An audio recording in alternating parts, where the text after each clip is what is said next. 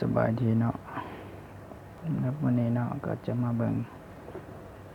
หวยลาวเนาะจำวันที่3เนาะก่อนอื่นไปเบิ่งงวดที่ผ่านมาเนาะงวดที่ผ่านมาวันที่1งวดที่ผ่านมาวันที่1ออก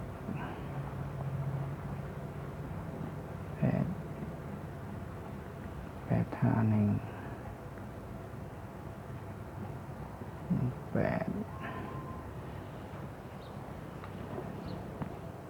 นี่ว่าข่าวนี้ข่าวล่าง18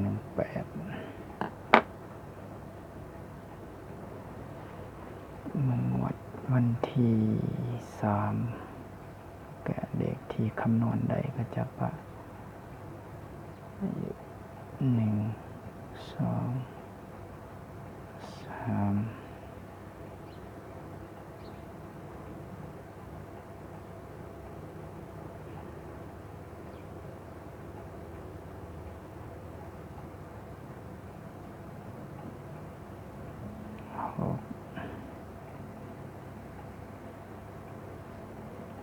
ที่3เดือน11เนาะที่ว่า